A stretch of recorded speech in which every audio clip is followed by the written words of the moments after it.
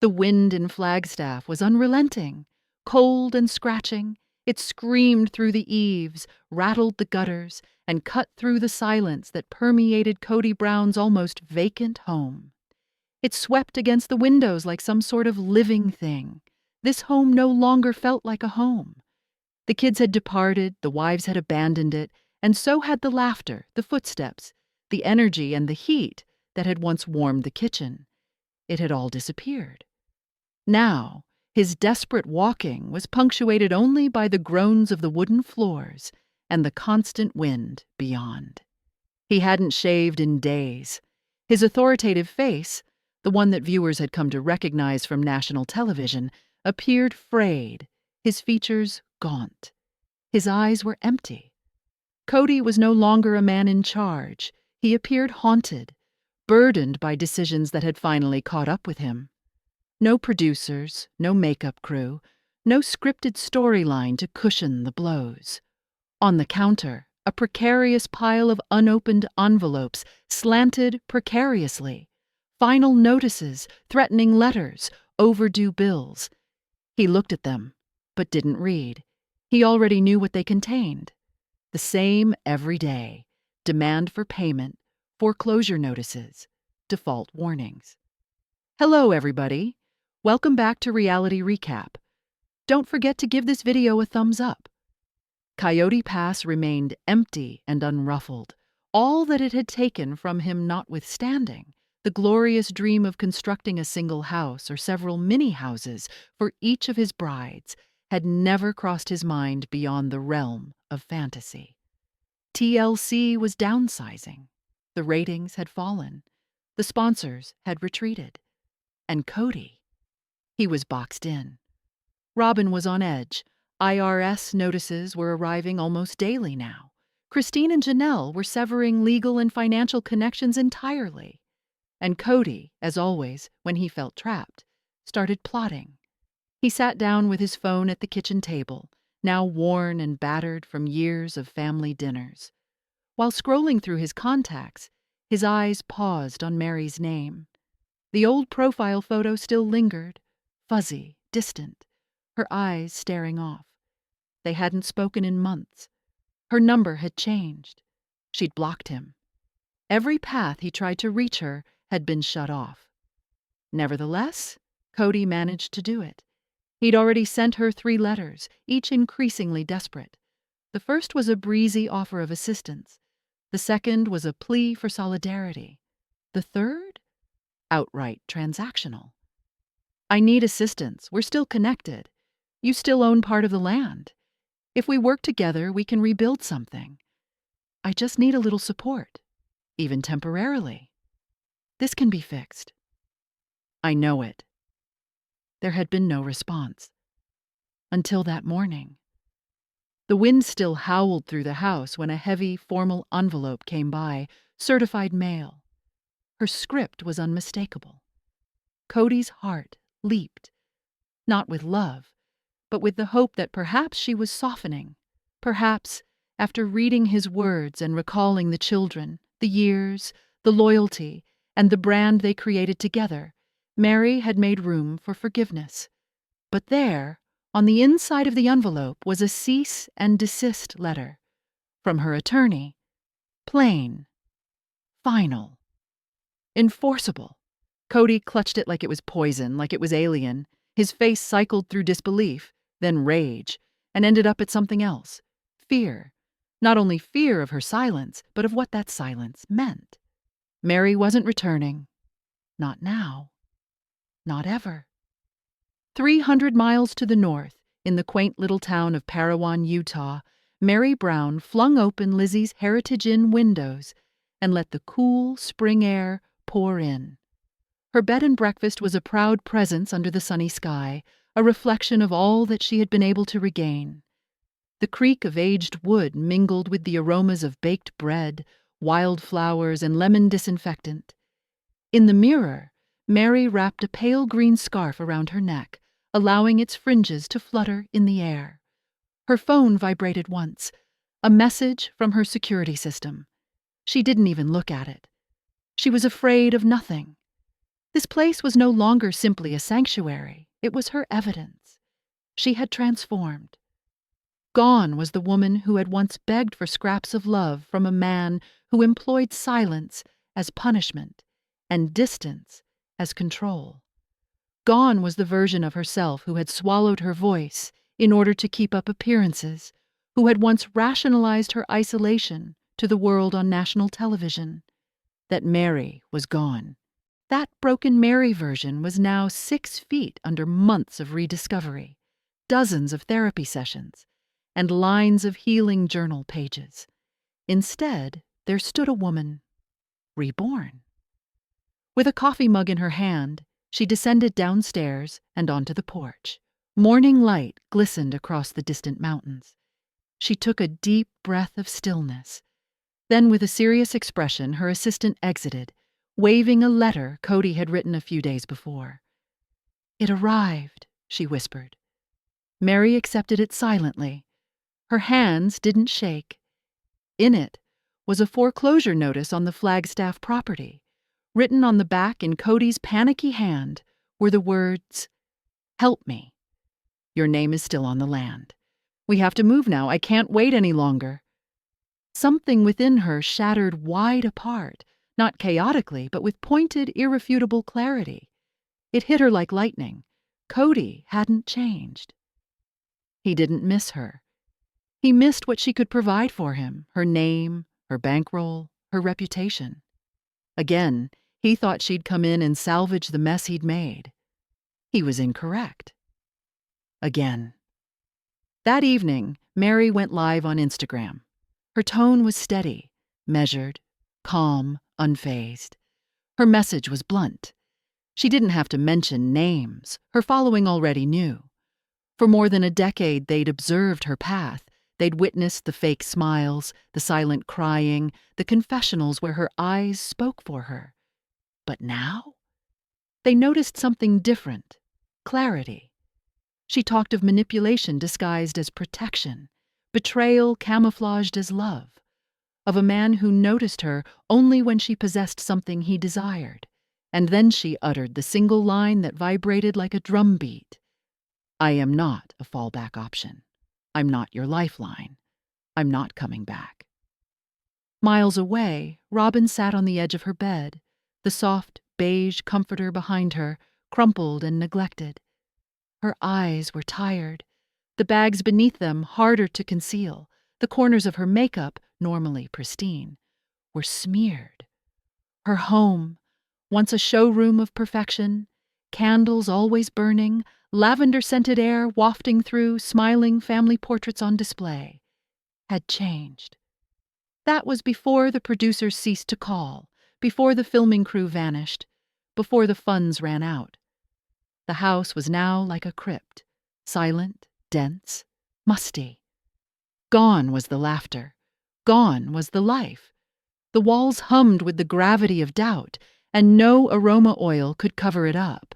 Her youngest children held her closer now. Every knock on the door made her freeze. Was it a debt collector?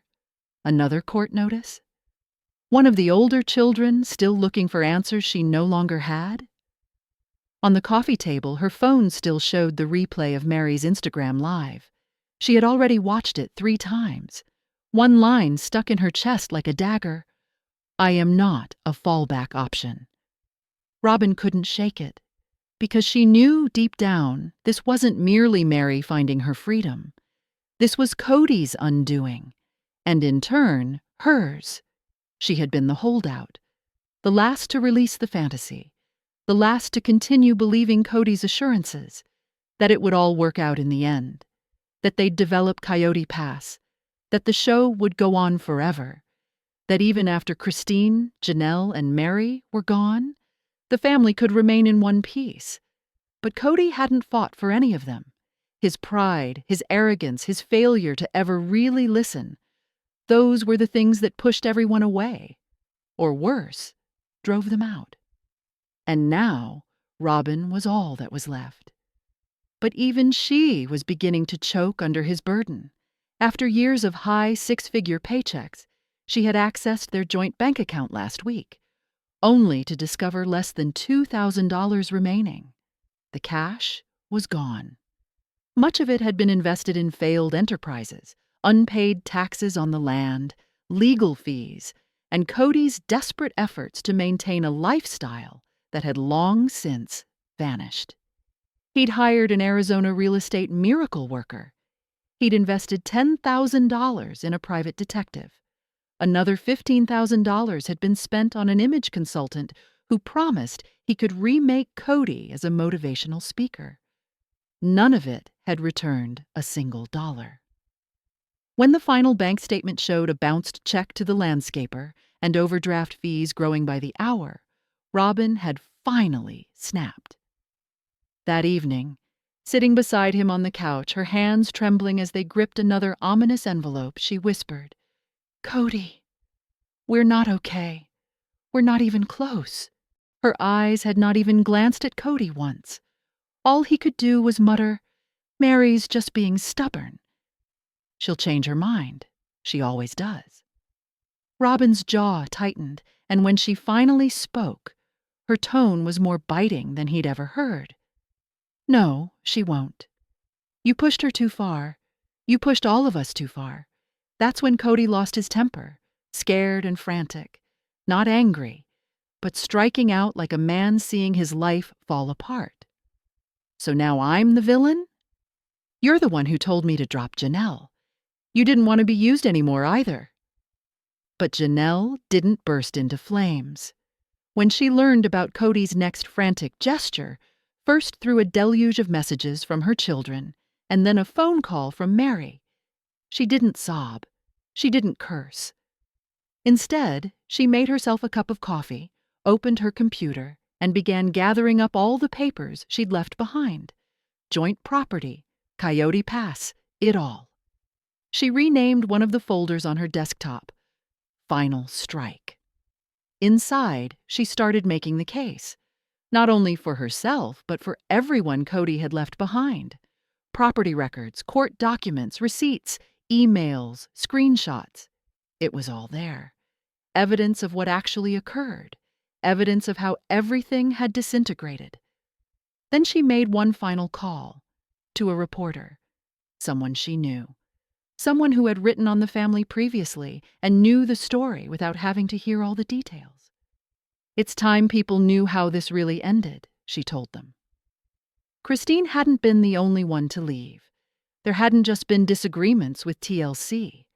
There were financial lies, manipulation disguised as concern, desperation dressed up as morality. "I'm done being quiet," Janelle said. The reporter promised to keep things confidential, but a few days later, headlines started rolling out. Kody Brown, of Sister Wives, in financial trouble, allegedly asked money from ex-Meri. Ex-wives accuse Kody Brown of emotional manipulation and blackmail.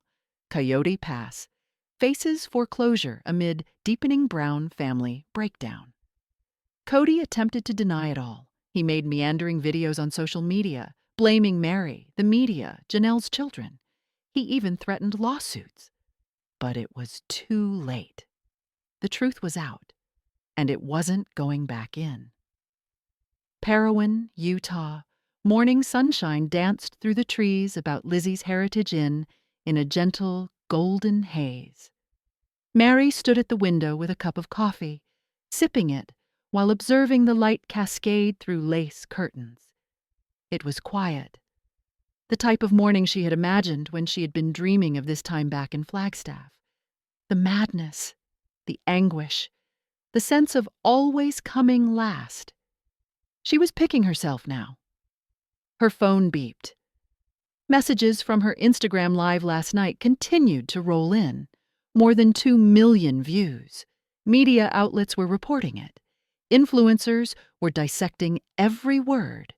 In the comments, strangers were opening up, sharing their own stories of betrayal, heartbreak, and healing. Some were crying, some cheering, most just saying thank you. But it wasn't just strangers. Christine had texted, "I'm proud of you. It's about damn time."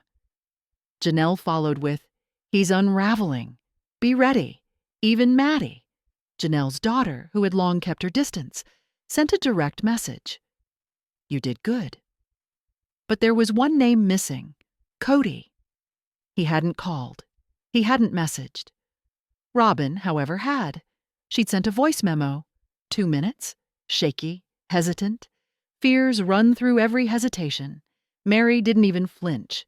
She was finished being guilted into silence. She no longer required the show or the Brown name. Her inn was prospering. Bookings were going up month after month. Her clothing line was doing better than ever. She had built her own freedom. That morning, she walked downstairs to the kitchen, where her assistant Kate was already getting things ready. Everything's set for the press conference, Kate said with a smile. We'll be live on the patio at 11. Your lawyer's ready if it gets ugly. Meri nodded. She wasn't afraid anymore, just determined. Back in Flagstaff, Kody paced the living room like a solitary predator. Behind him, the fireplace crackled, but he felt no warmth. All he could see was red, and the headlines outside continued to roll in. The phone had at last fallen silent. TLC executives had phoned him a mere 2 times, once to inquire as to whether the rumors were true, and once more to administer the coup de grâce, that all production had been officially suspended indefinitely. Kody's voice was hoarse from screaming. He had screamed into the receiver, blaming all but himself, and when the line cut off, he huddled in the blackness and wept. He had never lost before. This was the man who once juggled 14 children and 4 wives while still managing to be charming on national TV, the poster child for contemporary polygamy. But the fantasy had been broken. The public had gazed behind the curtain, the manipulation, the emotional abandonment. Even his own children had turned away from him, the small structure that was left disintegrated when Garrison died. Gabe hardly spoke to him at all anymore. Hunter had slipped away quietly, and at Savannah's college graduation, Janelle had told him that their daughter was not even certain she wanted a relationship with her dad. Then Meri had landed the ultimate public punch. Now he was alone, broke, forgotten. He let out a primal yell and slammed his fists on the table. Robin, standing in the hallway, flinched and covered her mouth to stifle a cry. She'd never seen him like this before, and in that moment, something terrifying dawned on her. She might be trapped. At that same time, several media outlets streamed Meri's press conference live. The sun shone warmly on the patio of Lizzie's Heritage Inn. Meri stood at the microphone, her calm and resolute face circled by her flowing locks and deep green blouse. She spoke with coherence and intent. I want to thank everybody for the tremendous support over the last couple of days. I spoke the truth because I refuse to allow my silence be used as a weapon. This isn't revenge. This isn't drama. It's honesty. She stopped, then gave the line that would be quoted throughout headlines. Kody Brown tried to guilt me into bringing back a relationship, not because he loved me, but because he was broke. I told him no, and I will continue to tell him no. I am not a Band-Aid. I am not a second choice. I am complete, and I am worthy of more. The very small group that had gathered behind the cameras, locals, guests, and their supporters, all clapped. I will no longer remain silent, Meri continued. I will not allow him to reinterpret the past to fit his story. I have the documents. I have the dates. I know what was said in secret, and if this keeps up, I will release it all. It was a threat and a vow. Kody had 2 options: fight and lose even more, or fade quietly into obscurity. At the same time, fans of Sister Wives had been witnessing the breakdown for years. When Kody welcomed Robin into the family as a 4th wife, it put a strain on his relationships with Meri, Christine, and Janelle. Tension brewed as the women attempted to share their husband, who said he split his time equally but obviously preferred Robin. Eventually, the favoritism became too apparent to deny. As bitterness grew, one wife at a time walked away, leaving Kody and Robin alone in what had been a monogamous marriage. Robin, formerly regarded as the favorite, found herself now carrying the weight. Robin was more resentful in recent one-on-one episodes of season 19. Her name was on everyone's lips. The other women were blaming her, but actually they were all pointing fingers at the wrong woman. The actual problem was Kody. Based on the way Meri, Christine, and Janelle described the dissolution of their marriages, it was obvious they felt Kody had checked out a long time prior to their exits. Meri had even sought a spiritual divorce, the church's approximation of divorce, which underscored what everyone had long suspected. Kody hadn't merely wasted his time, he had forsaken his role as a husband. Christine broke the news first. In November 2021, she publicly stated that she was breaking up with her 26-year-old boyfriend, Kody. Janelle would soon follow. Janelle followed in Christine's footsteps about a year later. But unlike Christine's clean break, hers was messier, tangled in an unresolved land dispute with Kody. Meri soon left after them, and despite the differing timelines, all three women, Christine, Janelle, and Meri, agreed on one thing: Kody had abandoned his role as a husband long before they chose to walk away. As the end of Sister Wives season 19 approached, the veteran one-on-one episodes were providing less illumination than irritation.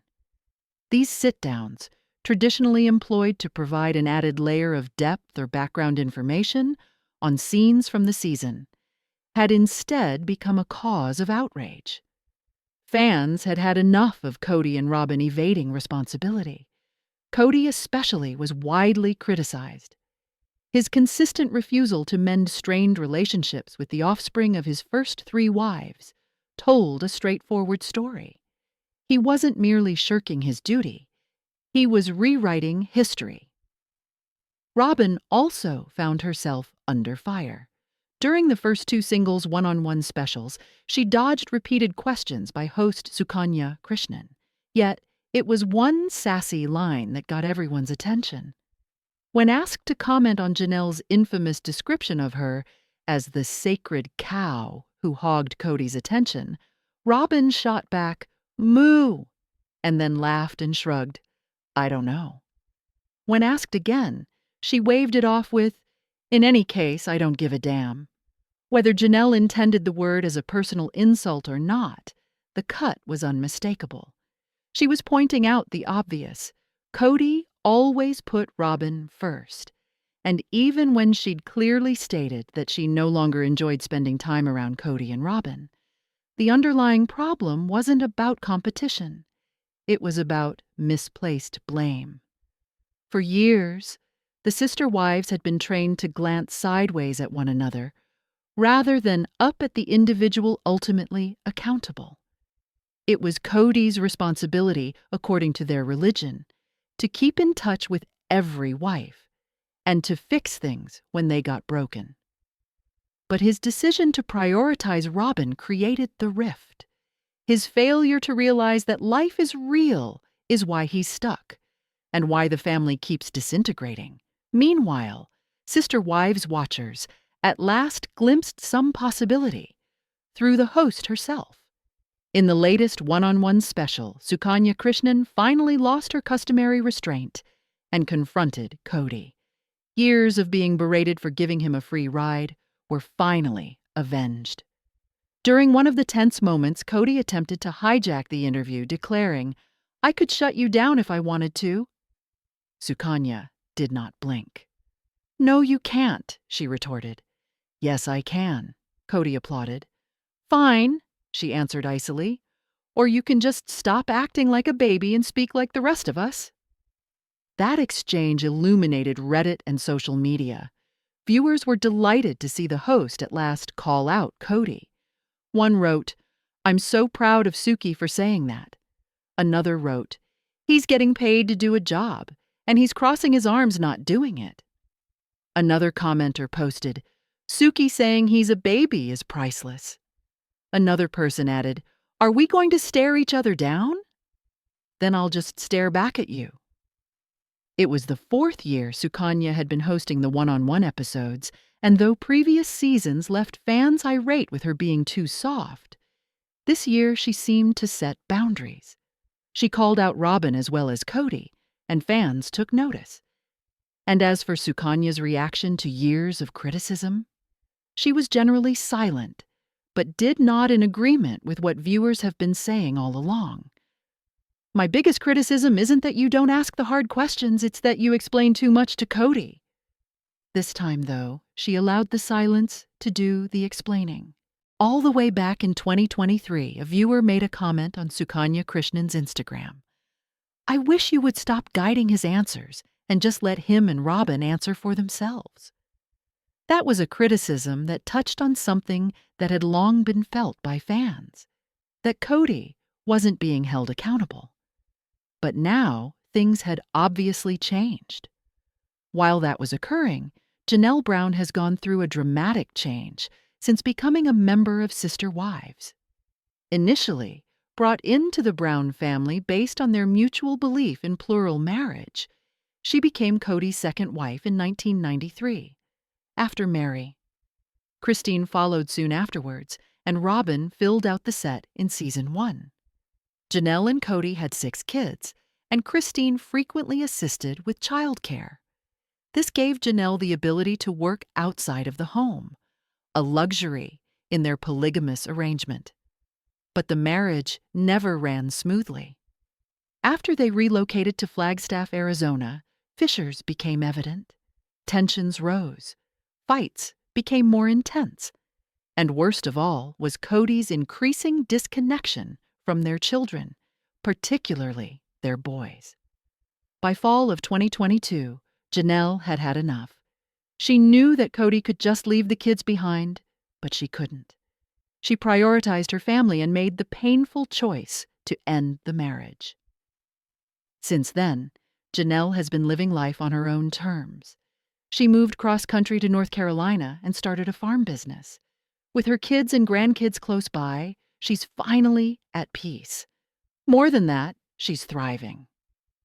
During the season 19 one-on-one special, host Sukanya Krishnan posed the question to Janelle of describing her life as a movie. Immediately, Janelle responded, "Fried green tomatoes." She expressly identified with Evelyn Couch, Kathy Bates's character, who revamps her life after decades of feeling unfulfilled. "She's starting over. She's taking charge," Janelle declared. And just as Evelyn, Janelle is taking control of her independence. The quote seemed even more appropriate given Fried Green Tomatoes takes place in the southeastern United States, roughly the same area in which Janelle is now putting down new roots. Sukanya smiled, but proposed her own title, Eat, Pray, Love. Elizabeth Gilbert's tale of post-divorce discovery spoke to her as well. "I could do that," Janelle exclaimed. "Would you please let me do that?" It wasn't a stretch. During her almost 30-year marriage, Janelle had relocated frequently, usually at Kody's behest. She even once lived in an RV on their rural Flagstaff property. But now, for the first time, she was forging her own way, not bound to real estate, a man, or religious duty. The Eat, Pray, Love connection struck Janelle's passion for adventure and independence. Her new existence embodies that very thing, autonomy, intention, and an immense sense of self-worth. While Evelyn derived motivation from the women in her world, Janelle derived hers from her kids. Kody's abandonment of his paternal duties left one thing certain: Janelle didn't owe him anything anymore. Now surrounded by loved ones, tilling the soil she loves, and rooted in a life of her own making, Janelle's evolution has been nothing less than extraordinary. In Sister Wives Season 19, she was the most hopeful, grounded, and empowered of all. As for Christine, her storyline during this latest season was small. Having relocated with David, her new spouse, she's happier in Utah, away from Kody and the drama that once permeated her life. The lack of tension in her storylines indicates that she may likely just slip out of the show for good. She's not interested anymore in the drama, particularly not from Robin, Kody, or Meri. It's also likely that Janelle and Meri will take Christine's cue and finally break free from the poisonous cycle. If so, it could mean Sister Wives is coming to its natural end. Have you ever been so disappointed or saddened that you just pretend the hurt didn't occur? Like somehow denying it made it less true? Kody Brown does. He's now saying he never actually loved his ex-wives. But that's not healing. It's avoidance and quiet rewriting of the past in order to protect himself from the consequences he created. What do you think? Have you ever seen someone avoid confronting the truth like that? Let us know your thoughts in the comments, and don't forget to subscribe to our channel for more updates like this. Thanks for watching.